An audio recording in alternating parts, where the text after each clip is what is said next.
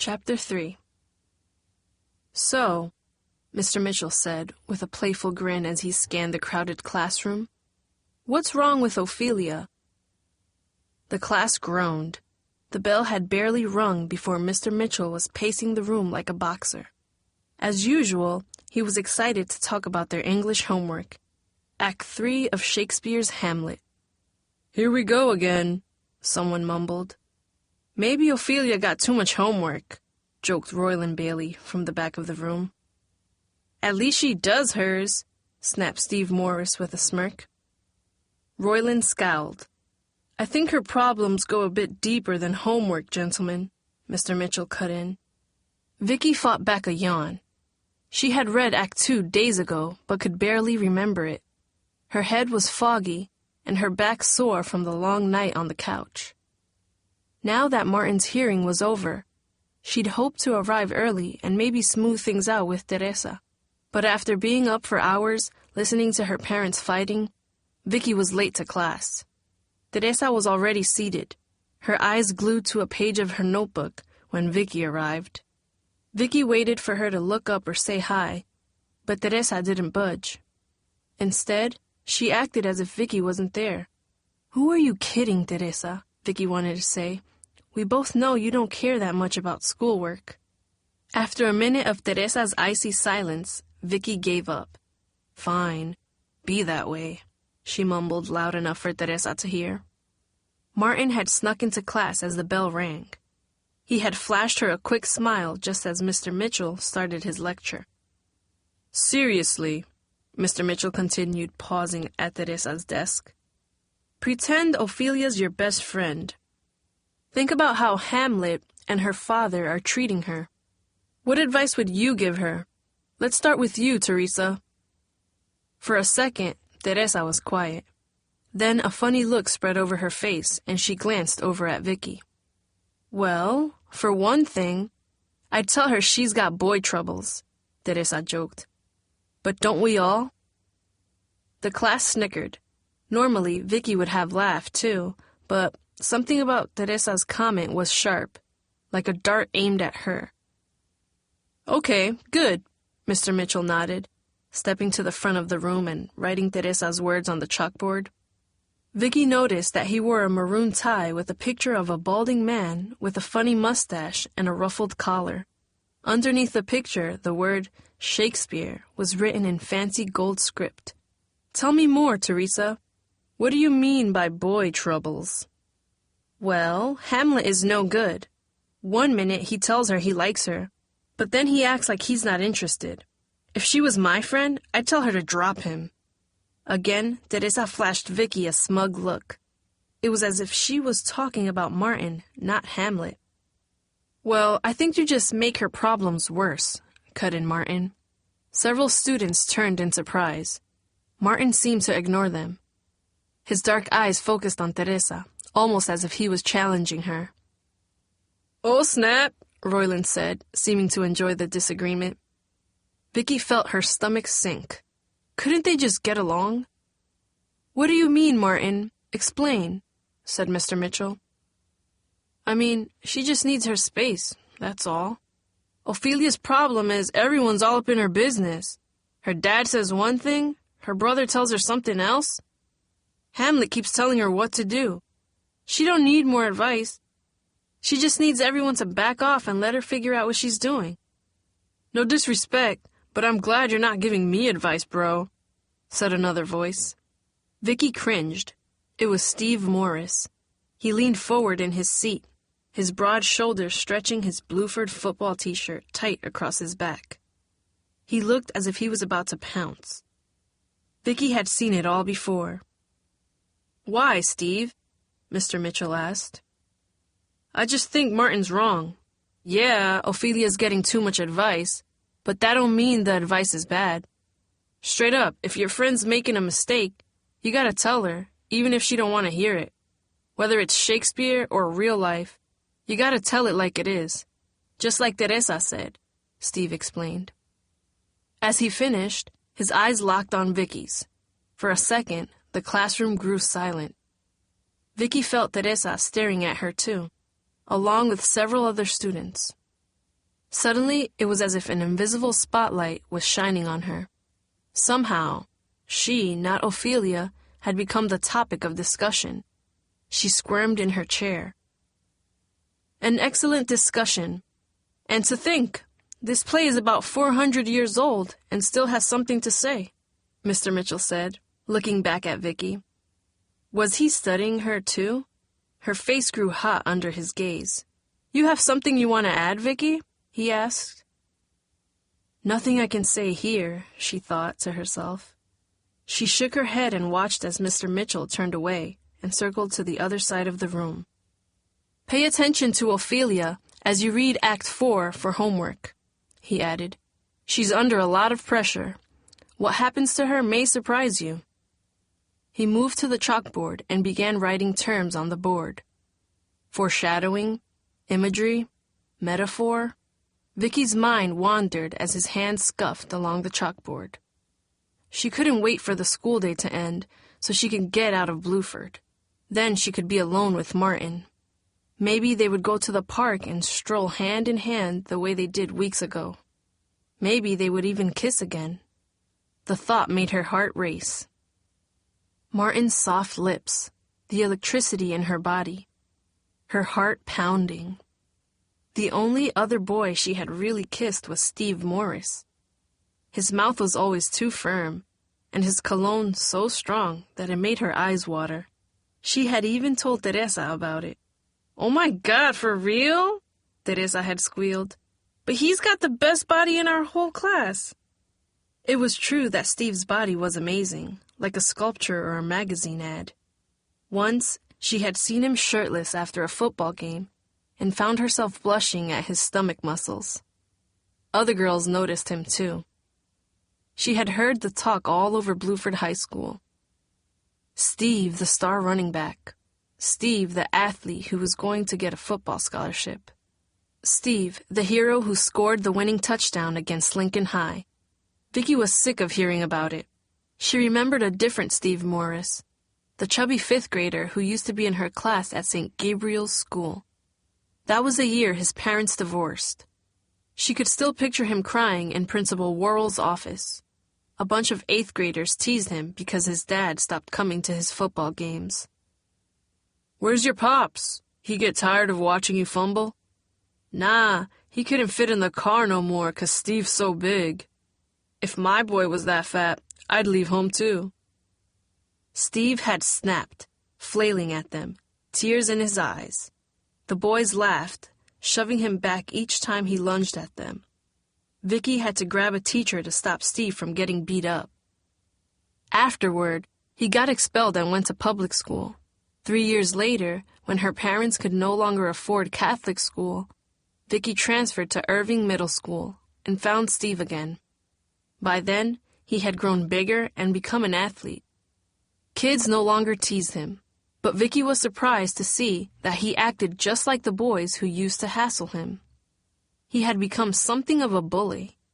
Yet sometimes Vicky still saw flashes of the sad boy in Steve's eyes, the person he was before his father broke his heart and filled him with anger, before girls started treating him as if he could do no wrong, before colleges began scouting him and telling him he was special.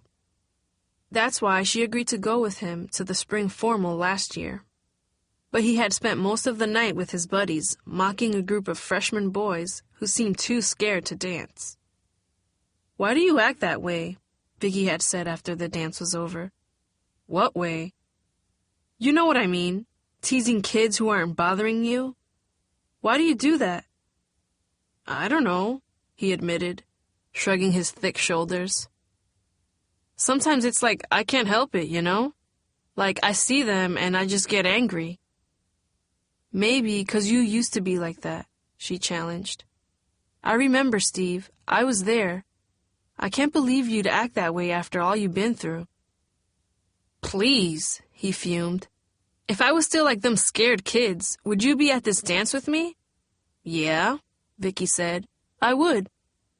Yeah, right, Steve huffed. The old me is gone, Vic. People used to laugh at me, but that don't happen no more. People stop laughing 'cause they know sooner or later I'm gonna beat 'em. and that's what I do. Maybe you don't like it, but that's the way it is." Vicky knew he was being honest, but his words made her wince. It was as if something inside him was broken, as if what happened in middle school had forever changed him. It turned everything into a competition. It made him a great athlete, but it also made him mean. And whenever Vicky watched him, no matter how beautiful his body, she saw something else when he acted this way. Ugliness. Teresa couldn't understand. "You're crazy.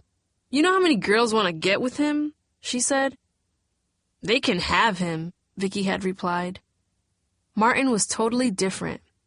Vicky knew he had been hurt too, that there was a sea of rage inside him.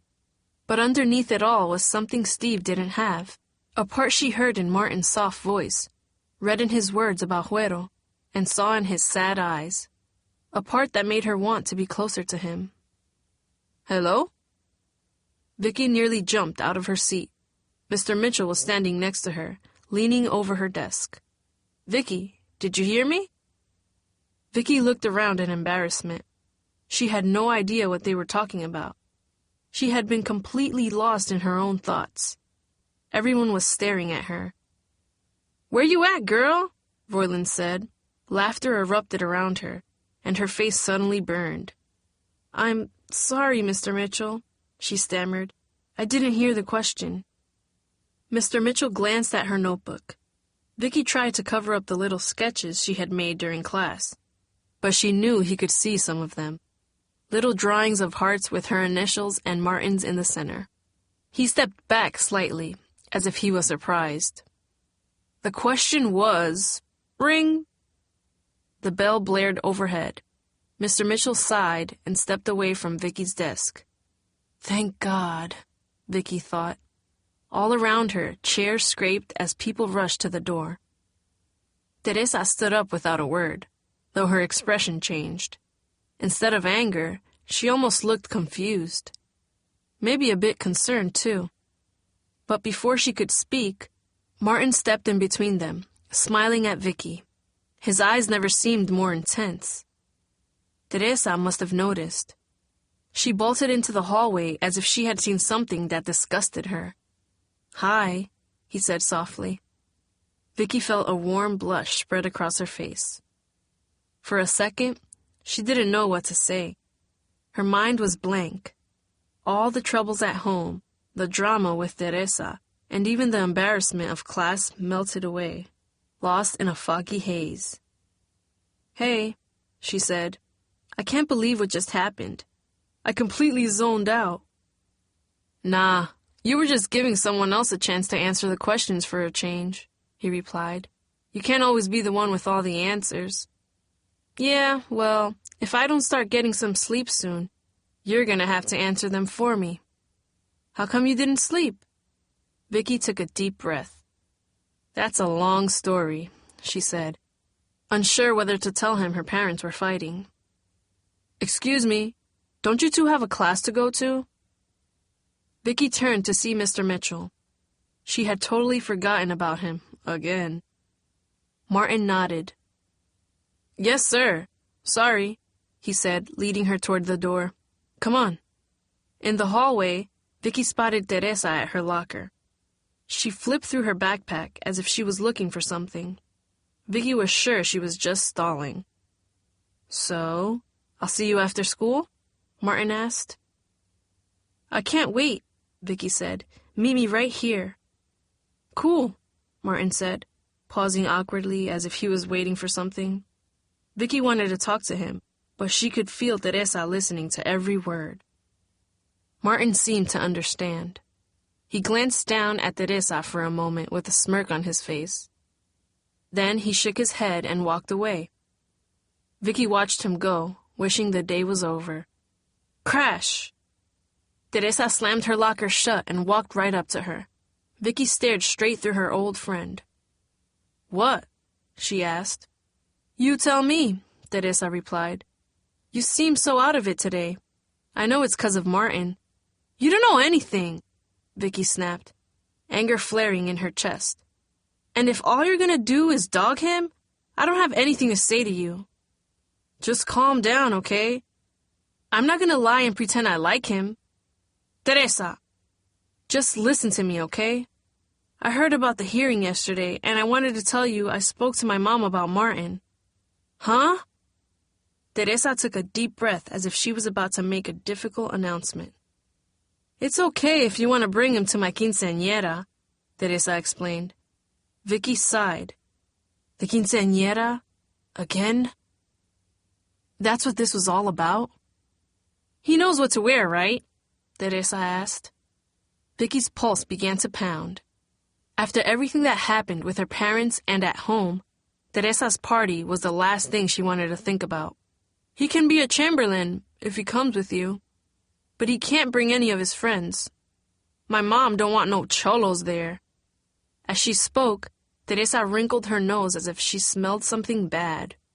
And no fighting, she added, reaching into the tiny leopard print purse that dangled from her wrist. Here, this one's yours. She handed Vicky a folded piece of paper. What's this? Teresa rolled her eyes as if Vicky asked a stupid question. Girl, what is wrong with you? It's like you're a zombie or something. It's the bill. For your dress, remember? We need the money by Friday, or at least half of it, if you can't get it all. Vicky clutched the envelope in her fist without looking at it. I'll be glad when this party is over, she muttered. What? You heard me, Vicky fumed, unable to hide her frustration. All you care about is your quinceañera. You said I'm out of it. Well, listen to yourself. You act like the whole world revolves around your party. What are you so upset about? Teresa asked. Is it 'cause you're still jealous? If so, that's your problem, not mine. Jealous? Vicky's temples began to throb. You know, 'cause all you got for your birthday was some flowers and a cake. I remember what you said. Teresa's words hit like a slap in the face. It was true her own 15th birthday had been little more than a few friends and relatives over for dinner. Vicky had told her parents it didn't matter, that she didn't want a big party, but that was because she knew money was tight. Afterward, she had admitted her disappointment to Teresa. Now Teresa was throwing that secret right back at her. Vicky couldn't believe it. You know something, Teresa? She growled, her fingers tingling with anger. I wouldn't come to your stupid quinceañera if you paid me to go. Here. This one is yours, she added, crumpling the bill and tossing it at Teresa's feet. Teresa's jaw dropped, but Vicky didn't care. She stormed away, leaving her old friend alone in the emptying hallway.